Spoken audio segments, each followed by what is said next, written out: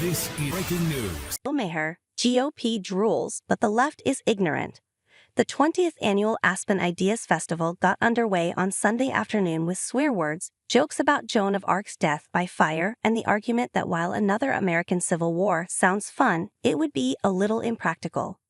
While calling on Americans to tolerate and cohabitate with their political adversaries, comedian and television host Bill Maher referred to the majority of Republicans as drooling on Sunday and called the left dumb and ignorant.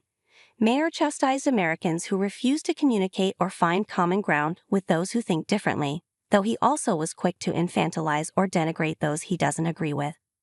Maher, who has received both admiration and disdain from both sides of the American political spectrum, published his newest book, What This Comedian Said Will Shock You, in May. Journalist Tina Brown, this year's guest curator for the Aspen Ideas Festival, interviewed the iconoclast in the first event of this year's Ideas Fest.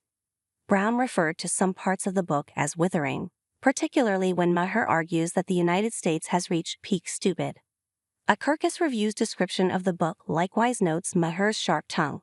Maher sees an addiction to extremism on both sides of the aisle, which fosters the belief that anyone who disagrees with you must be an enemy to be destroyed. However, Maher has always displayed his own streaks of extremism, and his scorched earth takedowns eventually become problematic.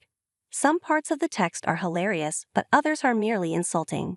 Maher is undeniably talented, but some restraint would have produced a better book. Maher seemed to confirm on Sunday that this caustic style is close to his heart. This is something I've told my writers, Maher said. You can be bad, I can edit that out, don't ever be earnest. In a May 18 column, opinion writer Maureen Dowd described Maher as taking on the right, the left, the media, romance, college campus protests, cancel culture, victim culture, and technology gone awry. But despite his long list of targets, Maher found no boos or hisses from his audience on Sunday. The only point in his 30-minute interview when the audience audibly balked at his darts was when he recited a joke he had once made about Joan of Arc.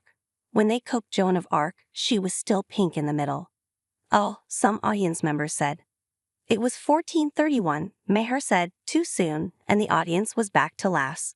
Maher urged America's wealthy not to get overly nervous about the future, including a potential second term for Trump. He seemed to offer little advice for the rest of the population.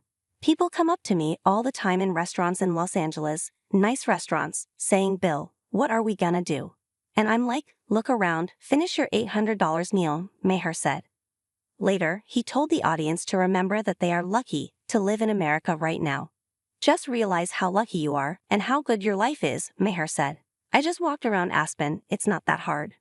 While discouraging Americans from engaging in another civil war, Maher noted that the country's first such war was fought across a clearly demarcated geographic boundary, while conservatives and liberals in modern America are marbled in with each other.